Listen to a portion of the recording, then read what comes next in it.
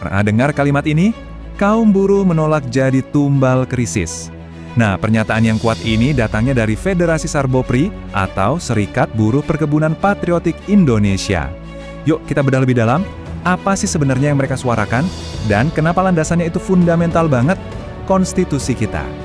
Ini bukan sekedar slogan loh, tapi sebuah deklarasi perlawanan. Biar kita benar-benar paham kenapa mereka nggak mau jadi tumbal, kita harus lihat dulu fondasi argumen mereka. Dan ternyata, fondasinya itu adalah sesuatu yang kita semua tahu, yaitu konstitusi negara. Jadi, bagi Sarbupri, perjuangan ini mulainya bukan di jalanan atau di pabrik, tapi langsung dari dalam teks pembukaan Undang-Undang Dasar 1945. Mereka percaya kalau tugas paling dasar dari negara itu udah tertulis jelas di sana. Dan inilah titik awal dari semua tuntutan mereka. Nah, ini dia bagian yang menarik dari interpretasi mereka. Buat Sarbupri, amanat untuk melindungi, menyejahterakan, dan mencerdaskan itu bukan cuma cita-cita yang abstrak. Mereka melihatnya sebagai semacam instruksi kerja yang jelas dan wajib dijalankan oleh pemerintah. Jadi, dari mandat konstitusi yang kedengarannya tinggi itu, lahirlah tuntutan-tuntutan yang sangat nyata dan membumi. Mereka tuh nggak minta janji, tapi hasil konkret, pekerjaan yang layak, upah yang manusiawi, pendidikan gratis buat semua, dan pengembangan sumber daya manusia. Inilah menurut mereka wujud asli dari amanat konstitusi. Tapi kan ada jarak yang cukup jauh ya antara janji di konstitusi dengan kenyataan di lapangan. Sarbupri melihat ada ancaman nyata yang justru bikin kaum buruh makin jauh dari hak-hak fundamental itu. Apa aja sih ancamannya? Buat Sarbopri, PHK massal atau status kerja yang nggak pasti itu bukan hal yang wajar, bukan dinamika pasar. Mereka ngomong belak-belakan. Ini adalah kegagalan negara. Sebuah kegagalan dalam menjalankan tugas konstitusionalnya buat melindungi setiap warganya. Mereka juga ngegambarin semacam siklus yang berulang terus. Pertama, krisis ekonomi datang. Terus, siapa yang jadi korban pertama? Para pekerja. Solusinya, PHK massal, upah ditekan, terus sistem kerja kayak kontrak dan outsourcing jadi hal yang biasa.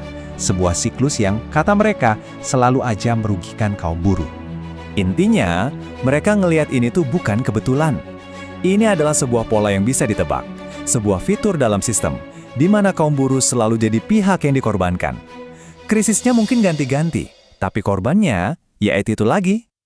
Oke, ini ngebawa kita ke salah satu perdebatan ekonomi paling klasik yang kayaknya sering banget kita dengar. Jangan naikin upah dong, nanti investor pada kabur. Nah, Sarbupri punya jawaban yang tegas banget buat argumen ini. Jadi, pertanyaannya simpel. Bener nggak sih upah yang lebih tinggi itu otomatis bikin investor lari? Narasi yang umum beredar kan seringnya bilang iya, tapi Sarbupri menantang asumsi ini habis-habisan. Menurut Sarbupri, kita ini salah fokus. Masalahnya itu bukan di upah buruh yang layak. Penghambat investasi yang sebenarnya, kata mereka, ya hal-hal kayak korupsi, pungli, sama birokrasi yang ribet. Mereka benar-benar membalikkan narasi yang udah umum. Dan ini dia argumen balasan mereka yang kuat. Menurut Sarbupri, bayar upah layak itu bukan biaya, tapi justru investasi. Logikanya, dengan upah yang lebih tinggi, daya beli masyarakat naik. Roda ekonomi lokal jadi muter lebih kencang, dan akhirnya pendapatan daerah juga ikut naik. Kekuatan argumen Sarbupri ini ternyata nggak cuma bersandar pada hukum dan ekonomi loh. Mereka juga menarik garis lurus ke belakang, ke sejarah perjuangan bangsa kita. Mereka melihat diri mereka bukan cuma sekedar serikat pekerja, tapi sebagai pewaris dari sebuah perjuangan yang panjang. Ini adalah cara mereka melihat sejarah. Kaum pekerjalah, para buruh dan tani, yang punya kesadaran paling maju dalam perjuangan kemerdekaan. Kenapa? Karena mereka lah yang paling ngerasain langsung penindasan kolonial. Mereka ini, ibaratnya, mesin penggerak revolusi. Garis waktu ini ngerangkum pandangan sejarah mereka dengan jelas. Jadi, perlawanan di masa lalu melahirkan cita-cita kemerdekaan. Cita-cita itu lalu dituliskan di dalam konstitusi, dan perjuangan mereka hari ini adalah babak selanjutnya, menagih janji-janji yang tertulis itu biar jadi kenyataan.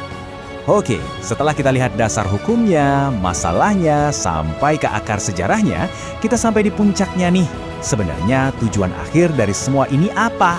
Apa cita-cita yang mereka kejar dan gimana cara mencapainya? Inilah visi utama mereka, sebuah masyarakat yang adil dan makmur, di mana nggak ada lagi penindasan manusia atas manusia lain. Sebuah cita-cita yang mungkin kedengarannya idealis banget ya, tapi mereka percaya inilah janji sejati dari kemerdekaan, seperti yang ada di konstitusi kita. Untuk bisa mewujudkan visi besar itu, mereka nggak cuma diam, mereka menyerukan aksi yang nyata. Kuncinya ada di persatuan, keberanian buat mengubah sistem, semangat gotong royong, dan yang paling penting, memperkuat organisasi mereka sendiri sebagai alat perjuangan bersama. Pada akhirnya, semua kembali ke satu kesimpulan yang kuat banget dari mereka. Perubahan itu nggak akan datang dari atas.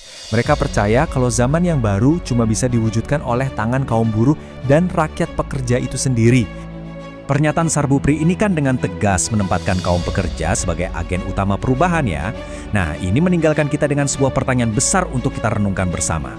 Di tengah dunia yang serba kompleks kayak sekarang, apa sih makna sesungguhnya dari visi bahwa zaman baru itu ada di tangan rakyat pekerja?